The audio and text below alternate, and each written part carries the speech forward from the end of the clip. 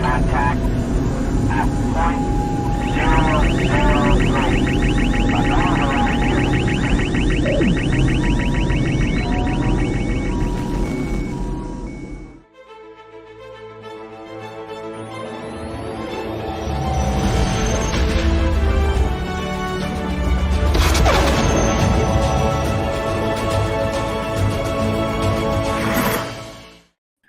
Welcome to Live Action Star Wars. I'm Ralph. I'm James. And today we're discussing Ahsoka Part 7, Dreams and... Madness. Madness? Yeah, the band. It's Dreams and Machines. It's Fleetwood Mac's Dreams and the entire band Madness were in this episode. Rick, before we get to that, Rick was asking what we think the title means. That's what I think it means. Right there. Yeah. Yeah. Yeah, I have no idea. So my thought was like, so the first two episodes were something and something, right. And then now like maybe the last two episodes will be the same with the ones in the middle being whatever they want. Right. Toil and Trouble, yeah. Master and Apprentice. Yeah. I don't know if I understand this one. No. What are the dreams? What is the madness? Like, it doesn't feel relevant unless it's like the inner monologue of or what's going on in Balin's head. Because that's the biggest question for me is like, what is he up to? Right. Luke Johnny, our guest from last week, Balin said Prudia was a planet of dreams and madness in previous episodes. So now we're just getting to see more of the planet. Right. For those of you wondering, I am not in my house. They are replacing the air conditioning unit in our place today. And so we had to get out pretty early, mostly because I wanted to make sure I got on here on time. But so if I sound like I'm in an empty box, it's because that's what they set us up with here at the apartment complex. I'm wiped out. Dude, I did a bunch of stuff yesterday. Yeah. I was sick on Monday. Yesterday I was doing all kinds of crazy shit to prep. And then this morning at 5, it felt like a classic live action Star Wars. Yeah, you're having to get up early. At least you didn't have to watch the episode this morning. I woke up at 5:15 and got up and showered and got ready. Moved the cats over to this place, which isn't fun. They're both freaking out. Yeah. Are you in the same block at least?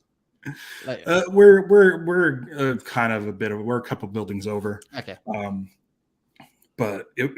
So if I sound echoey on the audio stream, that's probably why this place is void of anything that makes any sort of sound. Our place has like, I don't know, things. Yeah, like, your life. Well, usually also we have carpeting because we're upstairs. This is downstairs, and they have like a hard surface floor, so it's bouncing off that. Yeah. It's just a wide open space. I'm also in the dining room as opposed to the bedroom. If I was in the bedroom, the bedroom's carpeted, but I could have propped up. That's the thing is I don't have a desk in there. It's a dresser. So I'm just like, oh my God, maybe if I can. You don't want to start moving furniture around. Put it on the dresser. Put it at the same angle that I put with the Green Lantern statue. I'd have to stand. You don't need to do that. For a very slight little bit of echo is fine.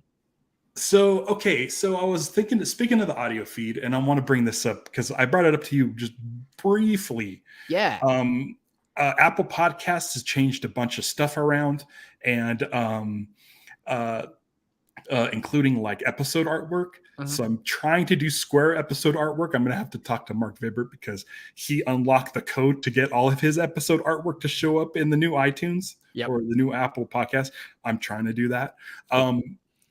But there's an option for us to do a subscription service. Yeah, they've had that for a little while. I've never really dug into it much. Either have I. No. So I was thinking, instead of us doing like a crazy amount of more work, I was thinking maybe if we can do a subscription service that's $1 a month, the same I do on my Patreon. and then just do the data link episodes as a subscription, the audio version. Yeah. Let us know what you think, Yeah. because it is going to take some work doing. And of course, me being me would go back and get all the audio for every previous data link episode, including Rick, who's been on a couple times. So if that's something you want, I know that rural farm boy still listens to the show. He can't watch it live, but he likes his podcast in audio form, and he misses out on some data link and stuff. I'm the same. So there's very few podcasts that do an audio version and a video version that I actually watch the video. I am way more of an audio listener. Yeah. And we're always pushing people to go to the YouTube channel. But for everyone who's not there, like there's only a few times that we've released those data links as like special audio ones as well. But it'd be cool if people wanted to check them out. And the data link video versions would not go away. No, they'd still be there. Yep. You can still watch them for free on YouTube. Absolutely. Yep. At liveactionstarwars.com. But then if I'm thinking seriously, if I could just do a buck a month, great, gets you however many episodes of data link. Mm-hmm. I think it might suck during times when we're doing shows like Ahsoka and we don't do data links, but yeah, I don't know. You could drop off and drop back on, but I feel like it's something that, I don't know. Maybe people want. If you want, let us know. Maybe. But let's get into Ahsoka. There's, what's funny? Like as far as penultimate episodes go, it wasn't very penultimate. You put something up on one of the feeds, just being like, wow, that was an abrupt ending. Like, no, not a problem with it at all. But it was just like, it was the same feeling that I had, I think, after, what was it, episode 2, where I was like, oh, that's it. Now I want more. And it's I'm enjoying it so much that I want more. So it feels like an abrupt ending. I know that I don't know if he's still here. I think he is. Yeah, Jeremy's still here. Jeremy mentioned just before we started that he can't believe that there's only one episode left, and that he doesn't see any way of them being able to wrap it all up in this season. I think you're getting your hopes up if you're hoping for an hour and a half long episode next week. I don't think that'll happen. I've remember hearing even before the show started that a lot of people were like, this show really is sort of like demands a second season.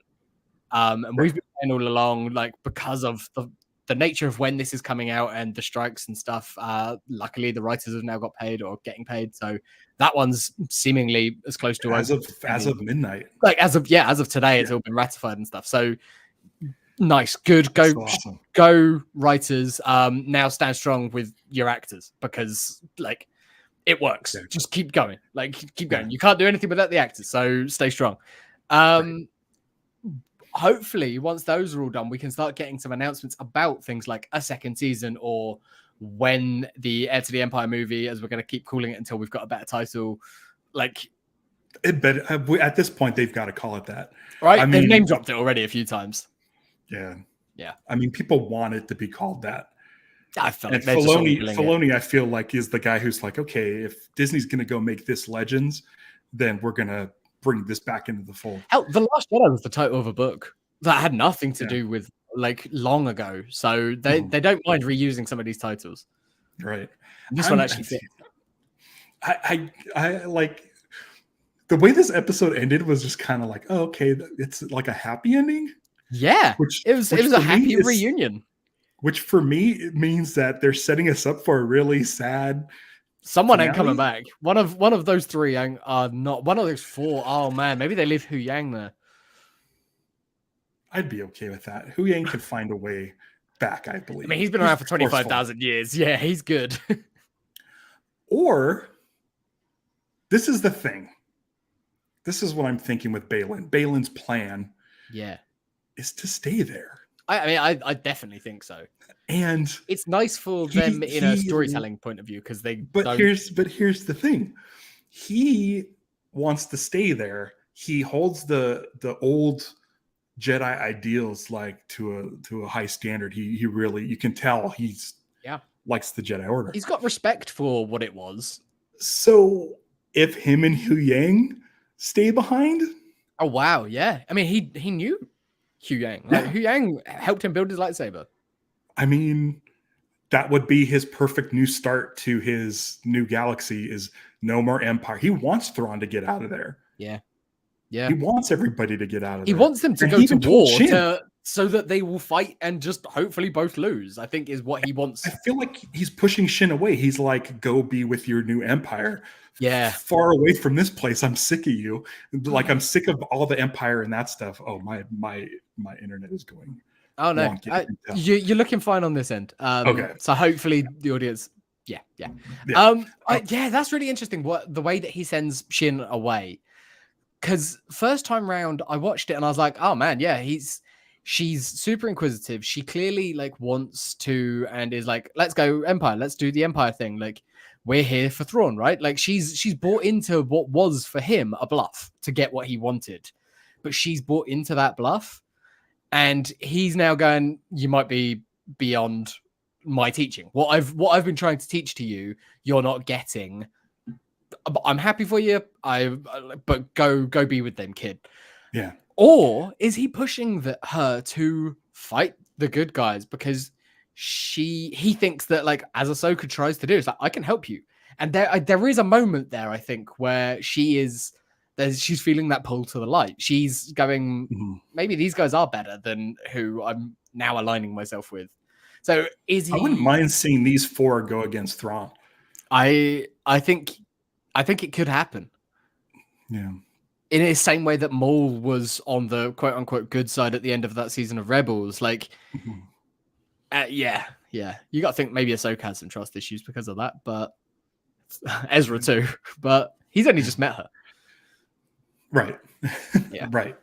He's just, yeah, he was great in this episode. He's Ezra. Waiting. It's crazy, right? So good. And again, it's come down to the writing and the acting. But like he is Ezra straight away. Like there's no adjustment period. And seeing Sabine with him, she's more Sabine ever. Yeah. In this episode, them shooting the shit, like catching up, that scene was great. There was a little playful banter, there was a little bit of attention, but not like anything too much. Like there's clearly a little sort of, I wouldn't even quite go as far as saying flirty, but like they're there. And and I love the fact that they've had the info dump. He's now just sort of recounting it. He's like, right, okay, hang on, there's still things that she hasn't told him, but I feel like all of him he understands why. Yeah. He's like, oh, I get it. You can't say it's complicated.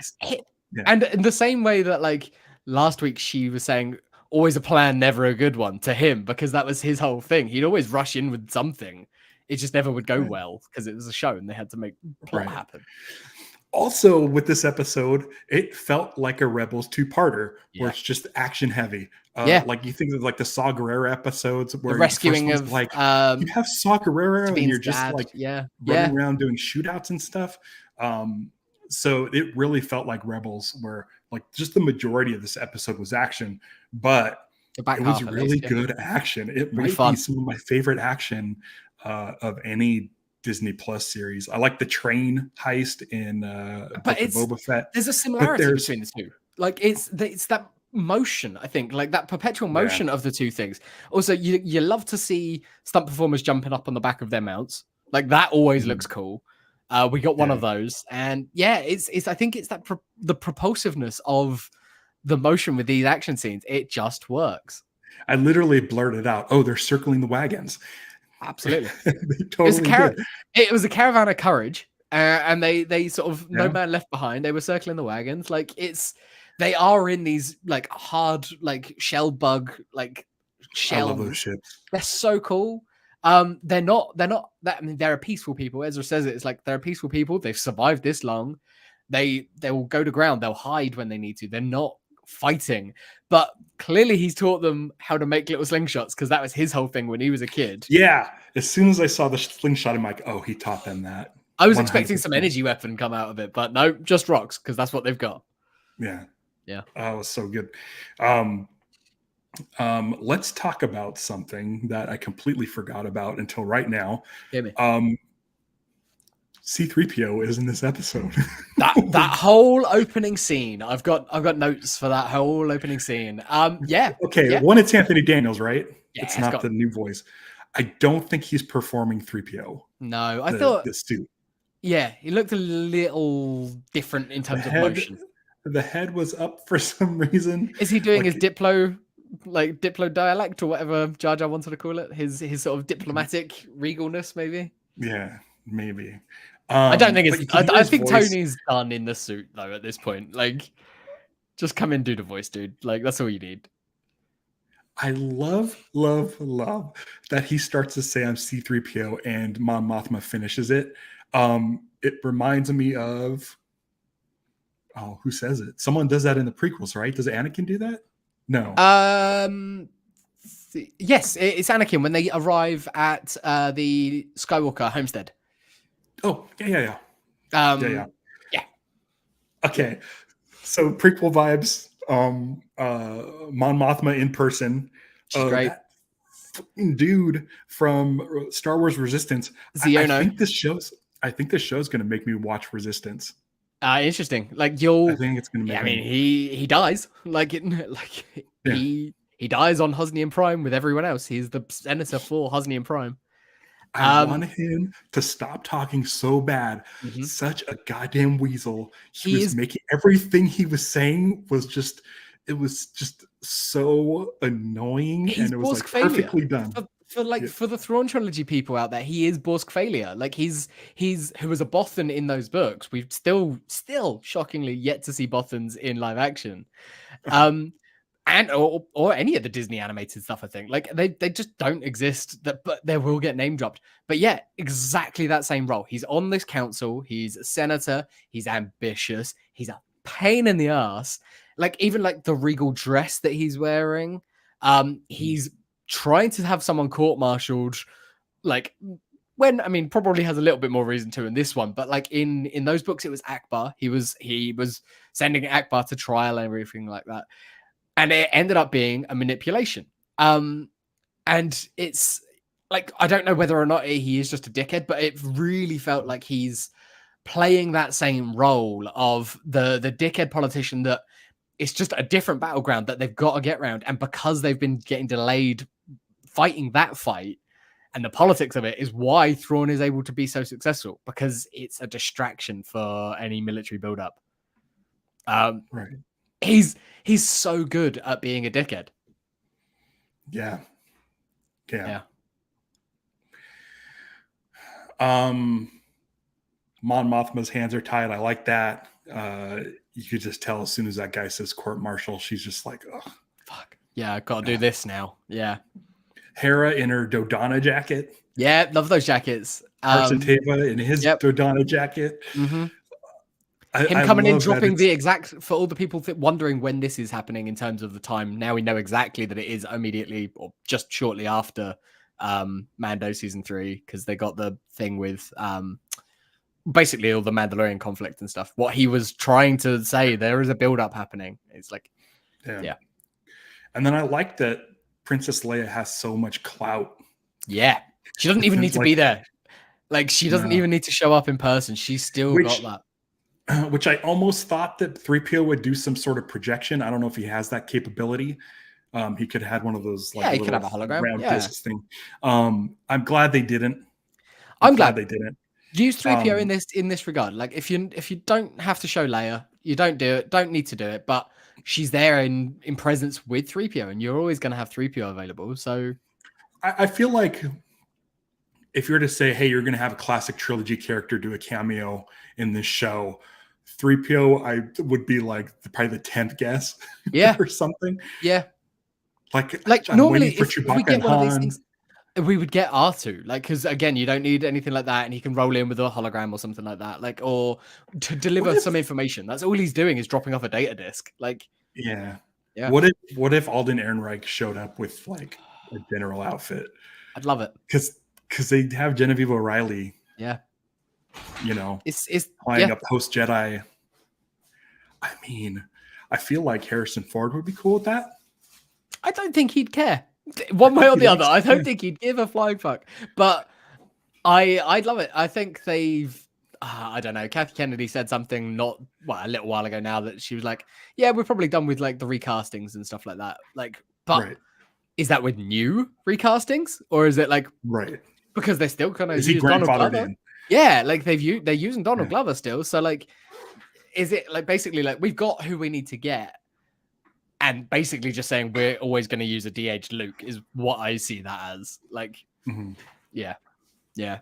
Well, again, that's the only time we've seen a DH Luke. So I guess if Yeah. you're gonna do it, We Leia, got a I DH still Leia, think but we have another Leia. we've got We another have- Leia. Use her daughter. Like she's great. She looks close enough to carry at that age, sort of thing. That like I don't think anyone would mind that. And Right.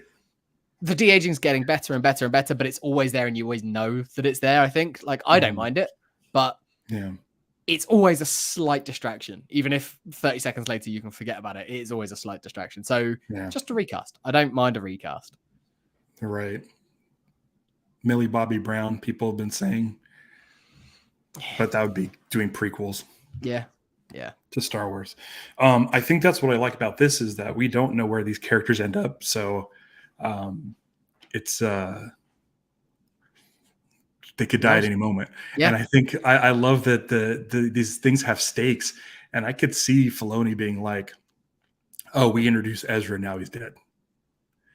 It might be. I don't know if it'll be in this season, but like Heir to the Empire or something like that. Like take him off the board, like in some way. Like you could take any of these people off the board. I think Ahsoka at some point. Awakens.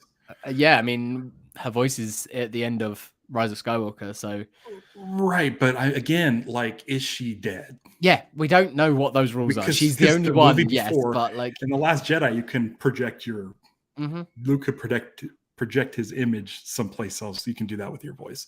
And even in this, she projected her voice to Sabine. Yeah. So well, she did the she has to be dead. hear me, Leia, like call out, like, so that was the connection there, and I like that. Again, we're just inkling in little bits and bits of Sabine's Force aptitude. Like it's not much, but it's just enough. Right.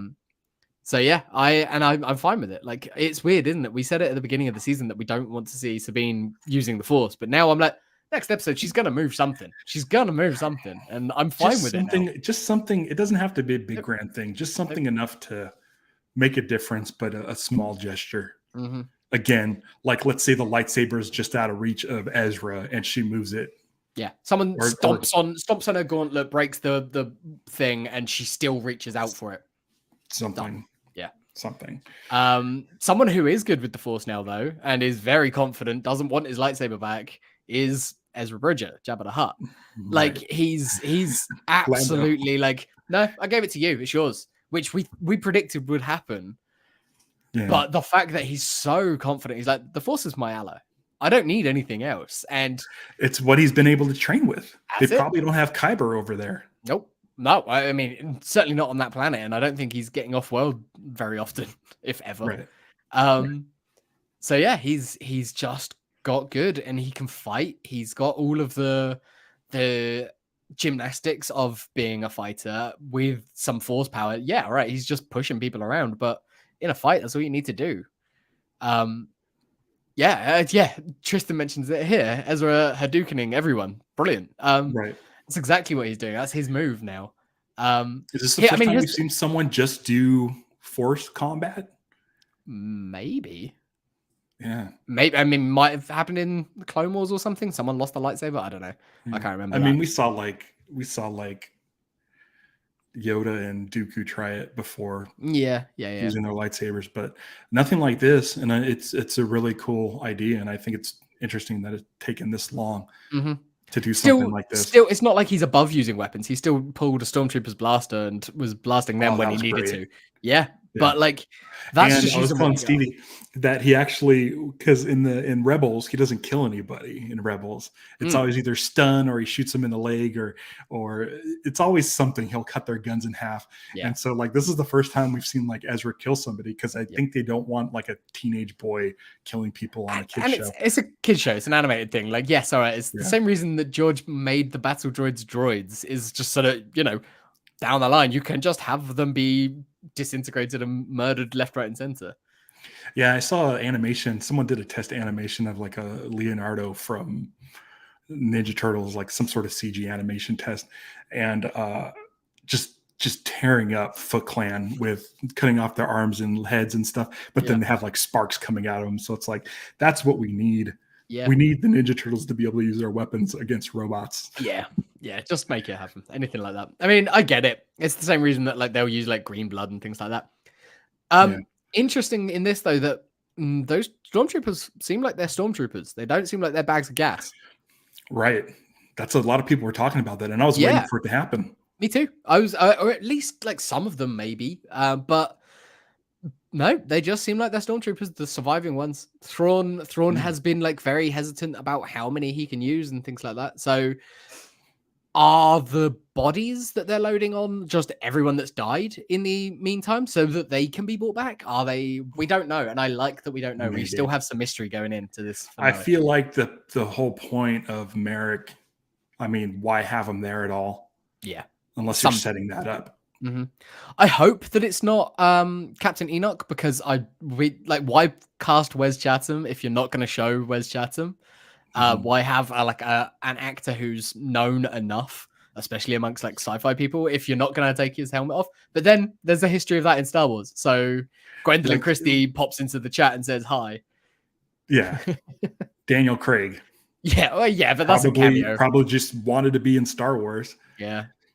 I mean, Wes Chatham, he's talked about loving Star Wars and stuff before quite a lot. So maybe he was just like, I'll do it. I don't mind being a henchman. I'm a big, like, burly guy.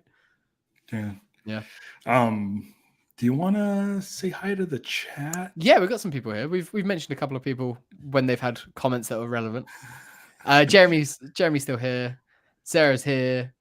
Rick's still here, hopefully. Johnny's here. Papa Loco.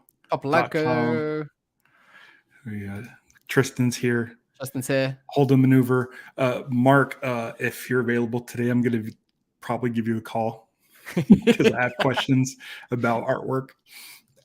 Stevie's here. Stevie's here. You probably saw her walking. Yeah. She popped back. Scott D's here. And Kiwi Mad Doggo. Yep. Probably butchering that. Sorry. Says Ezra would be definitely an important part of this the saga's future. Mm-hmm. Hopefully, I like Ezra. I like this character. I could see if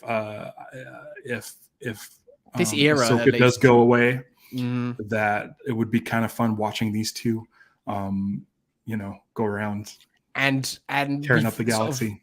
What was the name that Balin gave to this sort of batch of Jedi that weren't formally trained, weren't like trained at the temple or anything like that? And if he then is the one who trains Jason, as I suspect, then you've kind of got a lineage that could survive like what happened to Luke's Boken Jedi. Tristan mentions there. If they're the ones who maybe survive outside of the Luke structure, Luke following the sacred texts and trying to do it all like the old school way, realizing that it's a mistake down the line when Ezra and Jason and whoever else is out there, maybe Sabine. I hope the Balin stays behind. He doesn't have to be it's an elegant way of letting him leave the show. Yes.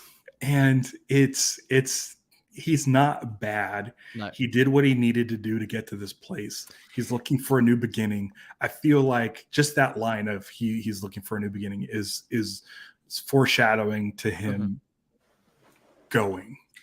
So I was listening to the Ringerverse podcast about Ahsoka last week, and Van on that was saying like, stop trying to write the show. People should just like enjoy it. Just stop writing the show and enjoying it. But we all do this all the time. Yeah, no. I was about to do the same thing. Like, but if I was writing this and we were trying to get around the problem that we can't have Rey back to do more with this character, but we know that we've left him in this place. We've left him on this planet at the end of the season. That's what we got with him.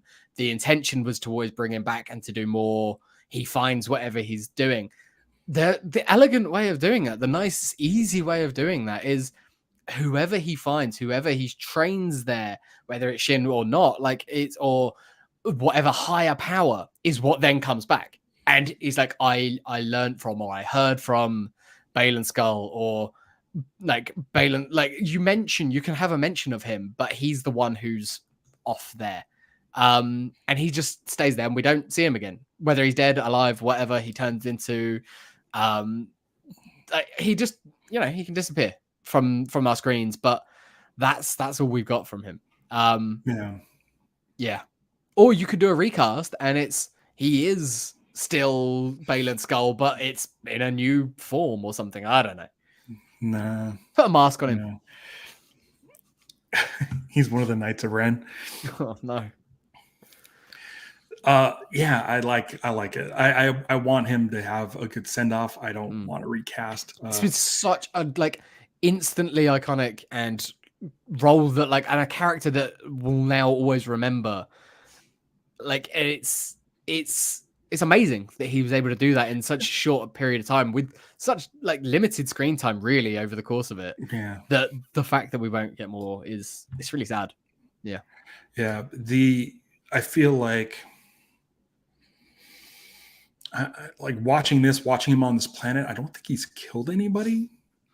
He killed some people in the first episode.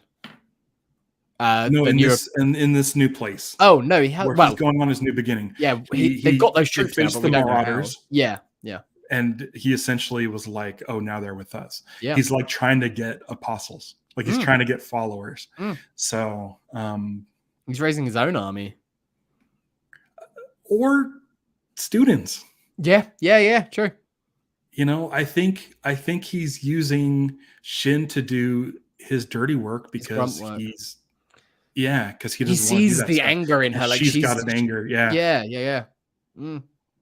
It probably worked to his advantage for such time, but she's still got that anger, and so he's like, "Go on, you need to go and explore that as much as you need to." Right. Yeah. Someone mentioned it in the chat a little while ago that they really enjoyed the Anakin training hollows. That was sister. Potentially. I love that. We got it was similar to some of the conversations that they'd had. There was bits of it that it was almost like her. If we're thinking that was a projection mostly from her in the World Between Worldsy stuff, this is what she's sort of pulling that from maybe. I really liked it. I thought it was good.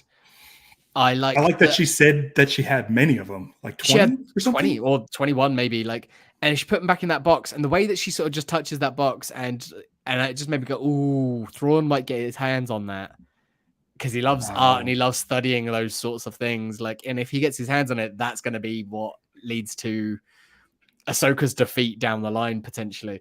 I also really liked the fact that at the end of that scene, when Huyang says that was nice and considerate of him, she turns and says he was a good master. And I feel like that might be the first time she's admitted that to herself or to other people in a long, long time, since finding out that he became Vader, because she's come to peace with him. She's come to peace with Anakin Skywalker, who he was and what he might have become. I feel like she is now she can go, he did a good job. He was a good master. What he became after that is beside the point. It doesn't take anything away from the fact that he was a good Jedi Master. Stevie cameo in the background. And Stevie just got on the couch, which sucks. the Actually, couch I may say that in a couple minutes. Yeah, the couch sucks. It's a fold out, but it caves in the middle. Oh man, boy. Tomorrow night I get to go back home. Hey, that's good. But it also, the thing I like about the hologram is it sets us up for more Hayden Christensen. Absolutely, whenever we want. Whenever we want, and he can teach whatever lesson he wants. And he can be different looks. We can have all the different looks of Anakin. Is Hayden Christensen Canadian? Yeah. Oh, very, very Canadian. I only realized that last night. Oh, really? Did you not hear it in a couple of episodes ago? He full on has a boot. Oh, does he? Oh, yeah. That's great. It's not in Vader though. Vader's. No. That's so funny. It's more like radio drama Vader. Yeah. Radio drama Vader sounds like Marvin from Hitchhiker's Guide. Yeah, he does. Hey, new Doctor Who's back. You excited about that? No. But you know what's funny is Stevie's watching Good Omens. We're watching Ahsoka, and David Tennant He's great. is just so good. Yeah, he's great. So Love him. good. Yep. Talking his banter with Ahsoka when he's trying to like lower the ramp and stuff is good. And even when she's teasing him, it's like, well, why didn't you tell me the odds were bad? And he's like, no, I'm not gonna bite. I'm not gonna bite. You're teasing me. You're trying to wind me up. And it's like they've had this relationship for a long time, which is really cool. Yeah, I looked at Tristan's excited about Doctor Who. I mean, listen, I've seen a couple episodes of the David Tennant version. I like the Chris Eccleston version. He reminds me of because I've seen a lot of different versions of Doctor Who, like the different doctors. I like Eccleston. Work in a comic book shop in the mid 2000s in the UK, and you'll see all the Doctor Who. But he reminds me of like Timothy Dalton playing a very serious, very. Oh yeah, okay, I get that.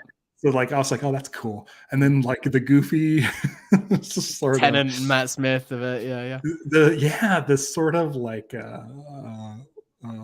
drama student kind of let's play this as far as we can, and is like they're playing like a cartoon version of Willy Wonka that I don't really care for. Yeah. Yeah. I'm happy that people are happy. But like David Tennant being back, I'm like, oh, maybe I'll catch one. Maybe because I think they're going to be on Disney Plus. Okay, maybe not over here. I wouldn't have thought, but I think that's the case. Possibly in the US, but the BBC aren't going to let that go over here. So that's a cash cow for them. I'd say it's a cash cow. It's all licensed me. There's now only one way out. The Purgo are gone. As we split, they were dropped. They dropped them into a minefield and went, "Fuck this shit, I'm out." And so there's now literally it's the Chimera or bust. Right? Do you think that they'll end up there? Where does Ahsoka's ship go? Does Balin keep that? Oh, maybe. Balin and Huyang. Because I'm happy with him puttering around this galaxy. Yeah. Whether they have coaxium there, I don't know. I have no idea. Maybe they'll have to find some sort of fuel source. Yeah, that's the thing. It's like by them showing that gold is sort of it's like whatever to them. Yeah. Like they use gold. They use so much gold on that Star Destroyer, and they use gold in the helmet and gold everywhere. The Night Sister Morgan her ship is made of gold. It's like their glue, isn't it? It's just it's right. It's like who cares? Yeah. But is coaxium available? What is there any sort of there's lakes and lakes of it or something anything? Like yeah. But because I could see Balin puttering around that galaxy, sort of looking for things like Kyber, looking for things like for people who are force sensitive. He's looking for the beginning so that he can end it. Like he's looking for something. Like it very much feels like something like the Bendu or the beginning or like the father, all of that stuff. It's like if he's looking for the quote in his words, the beginning, it feels like it's got to be something of that scale. Like whether you like it or not, it's like here's the thing. I don't like Bendu and Rebels, but I guarantee you, if we see Bendu in the show, I'm going to be excited. We just watched something about seeing the old friends. Oh yeah, we watched the end of season 3 and the beginning of season 4 last night. And Liz full on like was welling up at Bendu's death. Like she was like, "No, I love Bendu." Yeah, she got well invested in Bendu. Wow, how did Twin Sons go? Oh, amazing. Didn't have the connection to the Maul stuff from not having seen any Clone Wars or anything, but had seen all of the Maul stuff in Rebels. So there's a lot of Maul in Rebels. Mm-hmm. There's a lot of Maul in Rebels, and had watched Obi-Wan, so knew the Obi-Wan connection, and yeah, it's great. What else have we got? Thrawn's now got like the whole data download of Ahsoka. uses the fact that Anakin was her master against her because he knows that she's going to be unpredictable. I like that. I think that's going to keep playing and paying forward for him. Right. Because he knows Anakin. He knew Anakin in both Anakin form and in Vader form. He put that 1 and 1 equal 2 together. He was one of the few people to do that on his own without having to be told. And I like that. And while we were in the bone ring, The bone zone. the bone zone, yeah, while we were in the bone zone, I really, really appreciated that Kevin Kiner didn't use the asteroid chase music. He just like That's the problem with Rebels is he reused so many John Williams themes, and instead of using an orchestra, used like samples and I know that's your least favorite bit of music in Solo is when they use that theme. Yeah. But that's the thing. He'll use them when they're appropriate. Like we got some Star Wars music when 3PO walked in. Right. Perfect, fine. It's everybody, here's C3PO.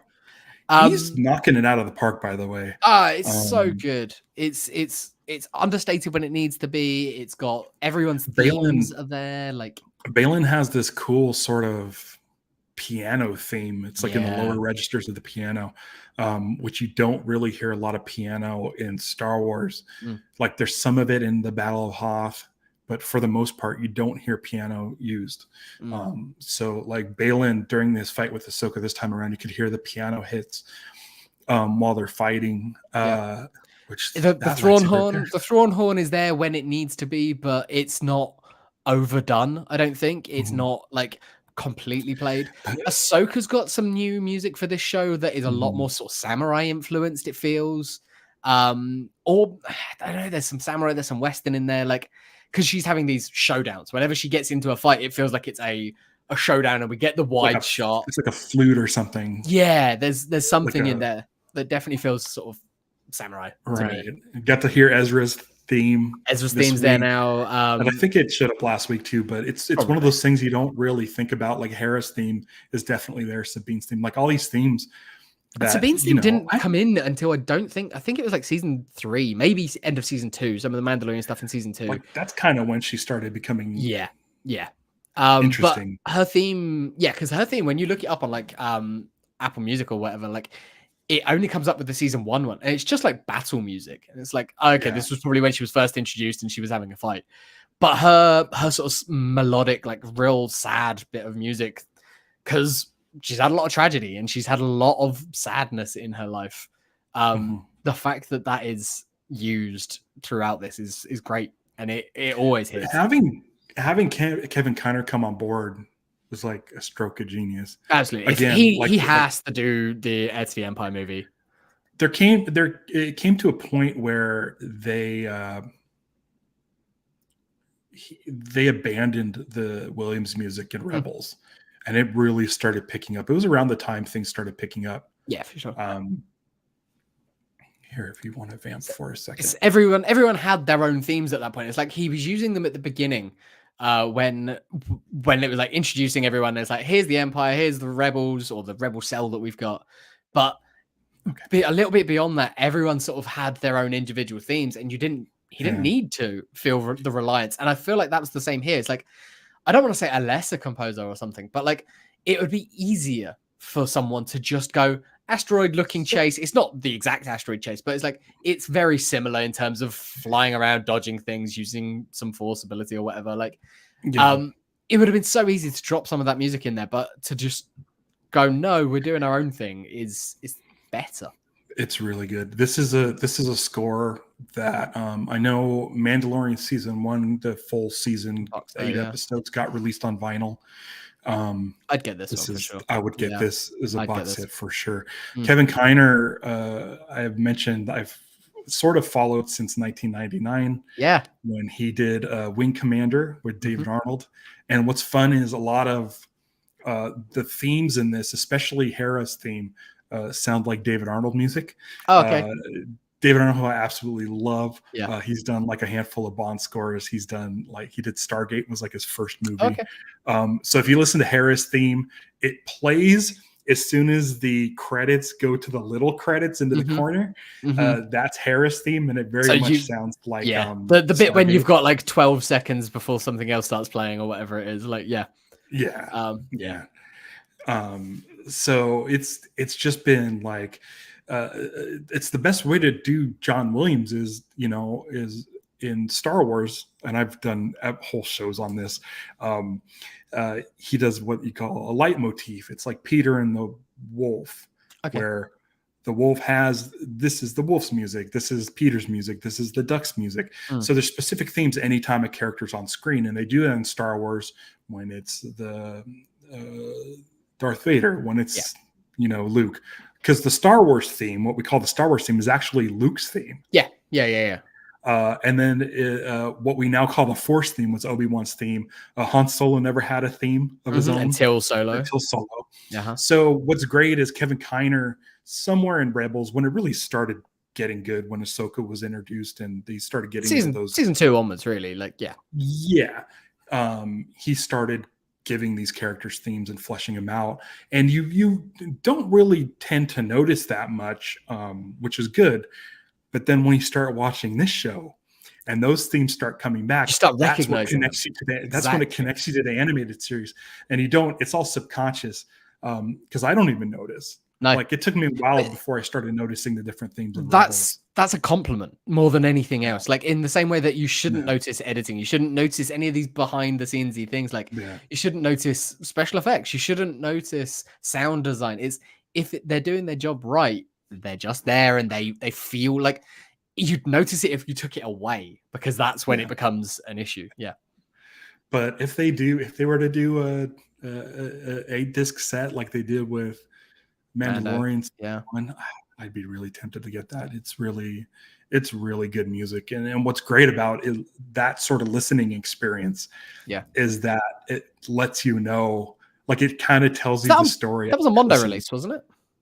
It was. Yeah, so we'll see. It was a Mondo release. They did a specific run, and then Disney Music Emporium also did a run of them. Okay. So the same box set. Yeah. I don't think there was any changes. Usually when Mondo does that, because like the Mondo stuff for Marvel will also go to Disney Music Emporium, but there'll be different colors. Like there'll be a Mondo exclusive color. Yeah. But the Mondo set and the Disney Music Emporium set for Mando season 1 was black vinyl. Okay. Yeah. I don't think there was any difference. And then I think there might have been a Mando season 2, but it was just a one record thing. Didn't stick. Well, they reused a lot of music in Mando season 2. But this feels, oh my gosh, I can't even imagine what a box set would look like. That'd be great. Like using because they use like poster art and stuff for that. Or Mondo's good about like doing their own art, but like doing a cool box. We'll have to see going forward. That's the thing with Mondo, is we still really don't know what the ramifications are with the sale and everything. So yeah, we'll see. Hopefully, they have such a big relationship with Disney that I could see them, like they essentially set it up and do all the legwork so that Disney can put that stuff later on Disney Music Emporium. But I mean, this is something I would get for sure. And I think there's a couple tracks available. They've been releasing bits and bobs. Yeah. But I mean, it would be perfect. 8 discs. There's probably enough music for one episode per disc. And if they did the artwork where it was like, because that Mando set is so cool, because each individual record has a fully illustrated Paul Mann painting of each individual episode. It's really cool. Yeah. So I would love to see that kind of treatment for this, where, like our cover art each week, like what they would choose for characters. Yeah, that's it. Sync they would choose for each one. But yeah, I gotta give it up. Like Kevin Kiner is really knocking it out of the park. He's killing it. We were always excited when he was announced as doing this show, because we're fans of his music and stuff throughout the animated things. But it's nice to see it, and it's like, oh yeah, no, you're absolutely nailing it. Yes. Do yourself a favor, go find Wing Commander. I believe it's available on like any sort of music service. Yeah. It's really good. Like there's Cool. some really great battle stuff in there. Cool. And then It's you going to get be some one of David those Arnold. soundtracks that's forgotten to time. Can't remember who it was. We were talking. Was it Gary Whitta we mentioned to that he did that, and he was like, "Oh wow, I didn't even realize." Oh yeah, Someone recently that we've been talking to. Yeah, I think it was Gary Whitta. yeah, That'll come soon. yeah. Tease for the Gary Whitta 2 episode weeks. coming out in 2 weeks. Yeah, yeah. Great conversation we had with him. I have it completed and edited and ready to upload. Amazing. That's great. I'm excited to watch it back. I don't have too much else. I've made loads of notes, but we've sort of talked about almost all of it naturally. The only I didn't take a single note. I because I've been watching them all twice. I just do on my second watch through. I've just been like, okay, cool. Just remember to hit this. Yeah, still in the Kevin kind of sort of resisting using that score, but then they did drop a little like hint to that with Huyang saying if we stay out here much longer, we're going to be pulverized. Right. Dropping the 3PO line in an episode that we already had seen 3POs. It's cute. It's nice. Right. I liked the fact that Ezra is still awkward when he's talking and he still will drop himself in it and say the wrong thing. So when they're chatting back and forth and Sabine mentions that Sabine is training her, he sort of turns, he's like, why? He's like, dude, come on, have a little bit more like tact. Just be like, oh, that's cool. We got a little bit of an info dump. The fact that he mentions for people like us who are just like, yeah, she's trained with a lightsaber before. He mentions you did have some training back when I was still learning and things like that.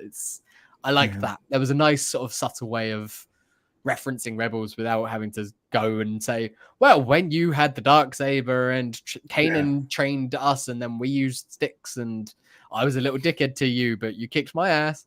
Yeah, I liked all of that. And we found out that Zeb is training recruits. That's what his role in the New Republic military is. He is training those recruits. Okay, so here's the thing. I don't know if we'll see Zeb this season because I was saying this episode would make sense if we see the Chimera jump into hyperspace back to the other galaxy, and then it's like, oh boy, here we go. Now I'm thinking that might be the climax of this season. I think so.